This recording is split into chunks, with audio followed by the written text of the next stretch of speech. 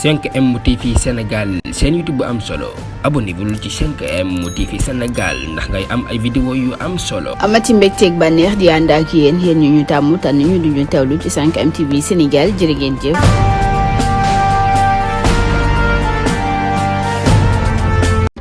mbokk yi siifur 5M TV Sénégal dal leen nag jàmm ci xibaar Ndeye Khady Ndiaye borom Sweet Beauté jamono ji nag yenn ci ay sénégalais ñu ngi koy attaqué ci ab compte TikTok boo xam ne daan na koy am moom mii di Ndeye Khady Ndiaye mi nga xam ne ñëpp ràññe nañ ko lool ci Sénégal ci coow li nga xam ne rek moo dox ci diggante Ousmane Sonko Adji Sarr jamono ji nag moom Ndeye Khady Ndiaye yenn ci ay sénégalais ñu ngi koy attaqué ci ab compte TikTok boo xam ne yenn ci ay commentaire lay lire rek daal ci addu di wax ne rek jamono ji nag am na su ñoo xam ne dañ koy attaqué ci ay commentaire di ko wax loo xam ne neexu ko benn yoon moom Ndeye Khady Ndiaye nag génn di ko tontu ci commentaire bi nga xam ne rek da ko gis ci ab vidéo am nag benn waaye di commentaire di ko wax ne Ndeye Khady Ndiaye jërul ngay sellu lu mu yàgg kaso nga jëm loolu nag metti ko lool tax rek mu def ab vidéo di tontu borom commentaire bi di ko wax ne rek boo leen bàyyiwul koo leen gis di ko tooñ koo leen gis di ko attaqué di ngeen mës a tooñ koo xam ne moo leen di ëpp aw demin man nag kenn du ma tooñ ku ma tooñ di nga ko gis jamono ji nag li ma wax nii bu fekkee li ma yàlla mayoon nangu ko